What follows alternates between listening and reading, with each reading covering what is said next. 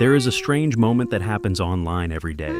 Millions of people open an app, scroll through other people's lives, their vacations, their thoughts, their celebrations, their heartbreaks, and then they close the app without posting anything, without saying anything, without leaving a trace of themselves behind. Maybe you're one of those people.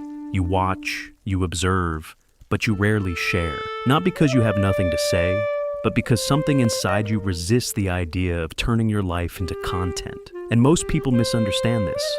They assume you're just private, or inactive, or uninterested. But the truth is far more psychological, because choosing not to participate in a culture built on visibility is rarely random. It is often the result of something deeper, a psychological instinct to protect the inner world.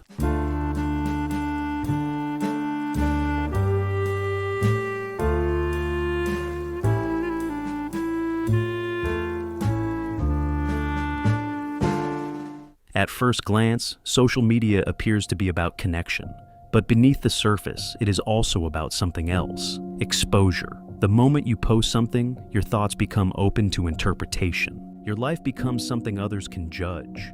People can admire you, misunderstand you, criticize you, or quietly compare themselves to you. And for some people, their nervous system registers this not as connection, but as vulnerability. So instead of stepping onto the stage, they stay in the audience, watching, thinking, observing, not because they lack experiences worth sharing, but because they value something else more: psychological sovereignty, a sense that their inner world belongs to them, not to the crowd. But here lies the paradox. The same instinct that protects authenticity can slowly create distance, because when you remain unseen long enough, the world stops asking who you are, and the question quietly shifts inward. If I never show this part of myself, will anyone ever truly know me? To understand why some people avoid posting online, we have to understand how identity is shaped. Human beings are not only influenced by who they are internally, they are shaped by how they are perceived by others.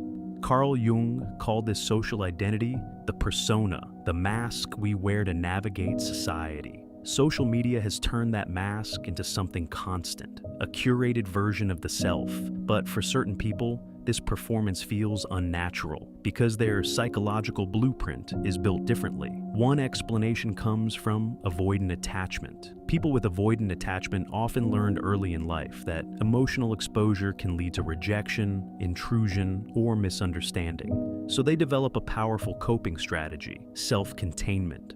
They rely on themselves, they process emotions internally, and they instinctively protect their inner world from too much outside access. Posting online feels uncomfortable, not because they lack confidence, but because revealing themselves publicly feels like surrendering control. Another powerful concept is hypervigilance. Hypervigilance occurs when the nervous system becomes highly sensitive to potential judgment or criticism. For someone with this pattern, posting online can trigger a cascade of internal questions. What will people think? Will someone misunderstand this? Will this be judged? Even if no criticism actually occurs, the mind rehearses it anyway, and that mental simulation alone can feel exhausting. So the brain solves the problem in the simplest way possible. It avoids the situation entirely. There is also a neurological dimension related to the default mode networks, the brain system responsible for introspection and internal reflection. People with deeply introspective minds often experience life internally first. Their most meaningful moments are processed privately before they are ever expressed publicly. For them, posting a moment online can feel like interrupting something personal, a memory that belongs to the self, not to an audience. And so, their silence is not emptiness. It is internal richness, a life that is deeply experienced but rarely broadcast. But even protective strategies come with emotional consequences, because invisibility has a weight of its own. Carl Jung once wrote, "The privilege of a lifetime is to become who you truly are." But becoming who you are requires something many people fear: being seen. For people who rarely share themselves publicly, life can slowly become a strange psychological space. They are present in the world, but not fully visible within it. They observe conversations more than they dominate them. They listen more than they reveal. They often have rich internal lives, deep insights, and complex emotions. Yet very few people ever witness them fully. Over time, this creates something subtle but powerful: invisible grief, the quiet sadness of being misunderstood without ever explaining yourself, the feeling that people know fragments of you, but never the deeper story. This pattern often shows up in adulthood in recognizable ways. You might hesitate to share achievements because self-promotion feels uncomfortable. You might take longer to trust people in relationships.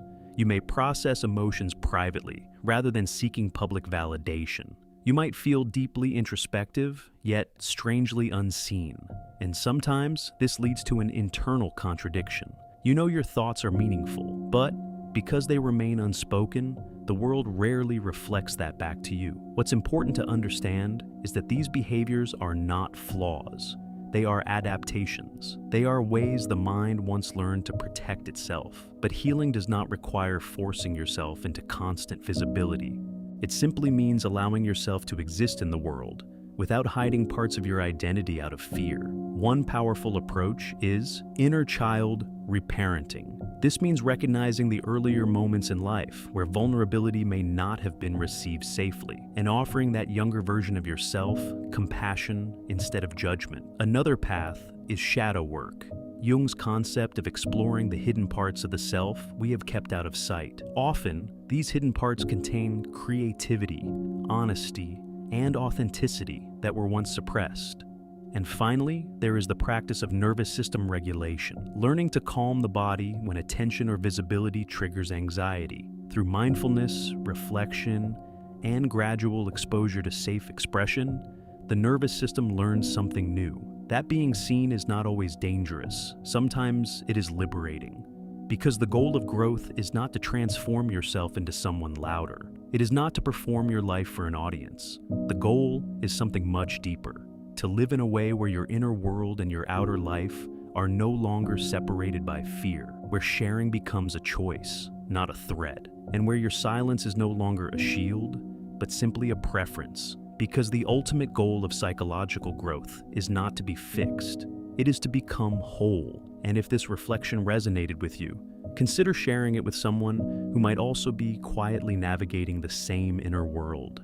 Sometimes the people who say the least online have the deepest stories within them.